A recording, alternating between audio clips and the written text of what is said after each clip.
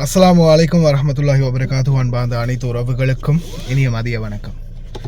மரண செய்தி போடுறது என்றாலே கொஞ்சம் பதட்டம் தான். ஏன்னா சில நேரங்களில் தகவல்கள் பிழையாக வந்துச்சுன்னா பிரச்சனை. எது எப்படியோ ஆக்சிடெண்ட் ஆகின வீடியோவோட எனக்கு ஒரு சகோதரர் அனுப்பின காட்சி தான் இது. நான் அந்த எடிட்டிங்கில் போடுறேன். தப்மையில் பார்த்துருப்பீங்க, நான் அந்த விரல் மார்க் காட்டின மாதிரி இருக்கும்.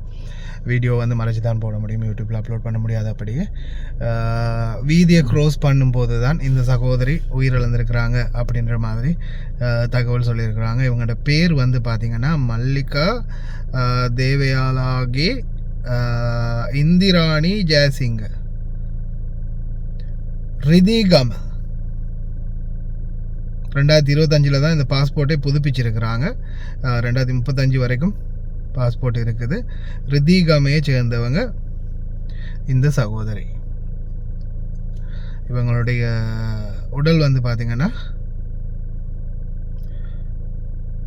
ஹாஸ்பிட்டலில் இப்போதைக்கு இருக்குது அப்படின்னு சொல்லியிருந்தாங்க. இன்றைக்கி வேறு எனக்கு கிடைச்ச தகவல் படி சில சடலங்கள் நாட்டுக்கு அனுப்ப போகிறதா சொல்லியிருந்தாங்க.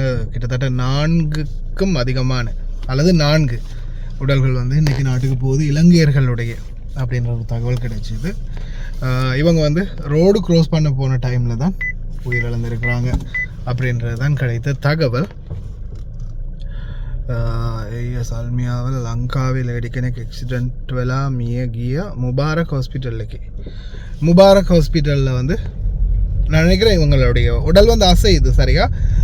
விபத்துலேயே உயிரிழக்கலை. அந்த இடத்துல பார்த்திங்கன்னா அவங்க அந்த வலி தாங்க முடியாமல் அந்த இடத்துல அடிபட்டு உருள்றது பார்க்கக்கூடியதாக இருந்துச்சு. அதுக்கப்புறமா தான் ஹாஸ்பிட்டலில் அட்மிட் பண்ணின பிறகு தான் உயிரிழந்திருக்கலாம். எது எப்படியோ அன்பார்ந்த உறவுகளை தயவு செய்து ரோடு க்ரோஸ் பண்ணும்போது ரொம்ப கவனம். நானும் முடிந்த அளவு நிறைய தடவை உங்களுக்கு தொடர்ந்துமே அவேர்னஸ் பண்ணுறது, இந்த ரோடு க்ரோஸ் பண்ணுறவங்க ரோடு க்ரோஸ் பண்ணும்போது தயவு செய்து கவனம். ஏன்னா எந்த நேரத்தில் என்ன நடக்கும், வாகனங்கள் எந்த வேகத்தில் வரும் அப்படின்றது நம்மளால் வியூகிக்கவும் முடியாது, கணிக்கவும் முடியாது. சில நேரங்களில் நம்மளே அறியாமல், நம்மளுக்கு கண்ணுக்கு தெரியாமல் கூட அந்த ஊரை சேர்ந்த ஒரு சகோதரர் தான். அதே மாதிரி இன்னொரு சகோதரியுடைய மரணமும், அதாவது பட்டியெல்லாம் போட்டுட்டு எல்லாம் செஞ்சுட்டு நாட்டுக்கு போக தயாராகி வண்டி வருது கீழே வாங்க அப்படின்னு சொன்ன அந்த நேரத்தில் உயிரிழந்திருக்கிறாங்க இன்னொரு சகோதரி. அது சம்மந்தமான தகவலும் கிடைச்சது. அதுக்கப்புறமா அவங்களுடைய உடலும் இன்றைக்கி தான் நாட்டுக்கு போகுதான். இரண்டும் ஒரே ஊர் தான், ரிதிகம பக்கம் தான். இப்போ அந்த எங்களுடைய வீட்டுக்கிட்ட இருக்கிற அஜித் ஐயா அதை சொல்லியிருந்தார், அவங்களுடைய ஒரு பெண் தான் அப்படின்னு. அதுக்கப்புறமா இதுவும் நான் கேட்ட பிறகு அவர்கிட்ட நான் இதுவும் உங்களோட பக்கம் தான் அப்படின்னு அனுப்பின பிறகு ஆமாம் இதுவும் எங்கள் பக்கம் தான் அப்படின்னு கன்ஃபார்ம் பண்ணினார். இதுதான் நடந்தது. வீதி க்ரோஸ் பண்ண போகும்போது வாகனத்தில் அடிபட்டிருக்கிறாங்க. தயவு செய்து ரொம்ப கவனம். வீதிகளை க்ரோஸ் பண்ணும்போது உங்களுக்கு ஆல்ரெடியே நான் இன்ஃபார்ம் பண்ணியிருக்கேன்னு நினைக்கிறேன். ரோடு க்ரோஸ் பண்ணி பிடிப்பட்டிங்கன்னா 20 தினார் அபராதம் சரியா. அது சும்மா நீங்கள் கடவை இல்லாத இடத்துல ரோடு க்ரோஸ் பண்ணும்போது பிடிப்பட்டால் மட்டும்தான். அப்படி இல்லாமல் ஒருவேளை நீங்கள் விபத்துக்குள்ளாகி ஒரு வாகனத்தில் அடிபட்டு விபத்துக்குள்ளாகி கை கால் உடைந்த நிலையில் சரி ஹாஸ்பிட்டலில் அட்மிட் பண்ணப்பட்டிருக்கீங்க, அந்த நேரத்தில் அந்த வாகன உரிமையாளர் உங்கள் மீது வழக்கு தொடர முடியும்.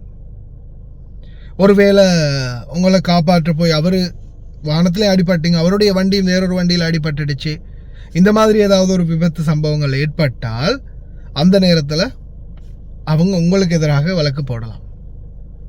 நீங்கள் அப்படி ரோடை க்ராஸ் பண்ணதால் சடனாக இந்த மாதிரி விபத்துக்குள்ளாக இருக்கு அப்படின்னு. அதே போல் வீதி விதிமுறைகளை, பாதசாரி விதிமுறைகளை பேணாத குற்றத்துக்காக உங்களுக்கு உள்துறை அமைச்சகத்தால், பொது போக்குவரத்து துறையால் வழக்கு தொடரப்படலாம். அதே மாதிரி 100 500 தினார் அல்லது 300 தினார் வரைக்கும் அபராதமும் செலுத்த வேண்டி வரலாம். எது எப்படியோ தயவு செய்து ரொம்ப கவனம். ரோடு மட்டும் க்ரோஸ் பண்ணாதீங்க, தெரியாமல் கூட க்ரோஸ் பண்ணாதீங்க. ஒருவேளை அப்படி ஆகி ஏதாவது விபத்துக்குள்ள ஆகிட்டிங்கன்னா அதுக்கப்புறம் இந்த மாதிரி பிரச்சனைகளை கூட சந்திக்க வரலாம். அதே போல் உயிர் போச்சுன்னா அதுக்கப்புறம் உங்களுடைய குடும்பங்கள் தான் கஷ்டப்படும். தயவு செய்து ரொம்ப கவனம். மறுபடியும் உங்களுடைய டீட்டெயில்ஸை சொல்கிறேன். மல்லிகா தேவயாலாகே இந்திராணி ஜெயசிங்க 1979 5/18 பிறந்த ஆண்டு திகதி. ரிதீகம் அவங்களுடைய ஊர் வந்து பாஸ்போர்ட்டில் மென்ஷன் ஆகிருக்குது. ரிதீகம் 10/10/2025 பாஸ்போர்ட் வந்து இவங்களுக்கு வந்து இஷ்யூ பண்ணப்பட்டிருக்குது. 2035 தான் முடியுது பாஸ்போர்ட். புதுசாக தான் பாஸ்போர்ட்டும் எடுத்துருக்குறாங்க. இவங்க தான் அந்த நபர். பார்த்துக்கோங்க. எடிட்டிங்லேயும் ஃபோட்டோ போடுறேன், எதுக்கும் காட்டிக்கொள்கிறேன்.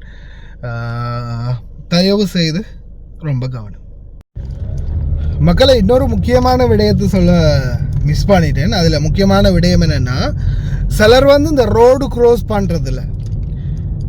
நாம் இப்போ வண்டி ஓட்டுறதால நம்மளுக்கு நல்லாவே தெரியும். இந்த நிறைய தடவை நான் பார்த்துக்கிறேன், இந்த ரோடு க்ரோஸ் பண்ணுறவங்க இந்த 1-way 2-way, இப்போ டிரைவர்களுக்கு அந்த 1-way 2-way நாலேஜ் இருக்கும். ஆனால் இப்போ சாதாரணமாக அந்த வண்டிகளை பற்றி தெரியாதவங்க, ரோடை பற்றி தெரியாதவங்க நிறைய பேருக்கு அந்த 1-way 2-way நாலேஜ் இருக்காது.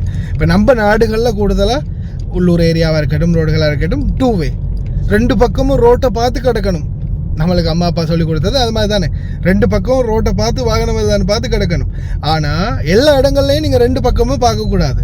இப்போ 1-way ரோடு இருக்குது, ஒரு சைடு மட்டும்தான் வண்டி வரும், அடுத்த பக்கம் தான் அடுத்த பக்கத்துக்கு வண்டி வரும். அந்த மாதிரி ரோடுகளில் கூட ஒரு சிலர் பார்த்தீங்கன்னா 2 சைடும் பார்த்துக்குவாங்க. ஒரு சைடில் தான் வண்டியே வரும், ஆனால் வண்டி பின்பக்கம் புறமுதுகு காட்டி போகிற பக்கமும் பார்த்துக்கிட்டே போவாங்க சிலர். அந்த மாதிரி தவறுகளை செய்யாதீங்க. ரோடுகளில் 1 சைடு, ஒரு சைடு தான் வாகனம் வருது, மற்ற சைடு வாகனம் அந்த பக்கத்தால் போகுது அப்படின்னா அந்த வாகனம் வரக்கூடிய பக்கத்தை மட்டும் பாருங்கள். ஏன்னா இதுலேயும் வந்து நிறையவே விபத்துகள் வந்து நடக்கிறது. அதனால் தயவு செய்து ரொம்ப கவனம். அதே மாதிரி தான் மஞ்சள் கடவைகள், இந்த வெள்ளை கடவை மஞ்சள் கடவை இருக்கு இல்லையா, இந்த கடவைகளில் கடக்கும் போதும் ஒரு சிலர் வந்து பார்த்திங்கன்னா, சார் நாம் இப்போ வீதி கடவைகளில் தானே கிடக்கிறோம் அப்படின்னு வேகமாக போகிறது. வாகனம் வருதா அது இது எதுவுமே பார்க்கறது. நாம் கடவையில் தானே கிடக்கிறோம், நாம் ரூல்ஸ் சரியாக செஞ்சால் சரி அப்படின்ற மாதிரி நினைப்பேன்.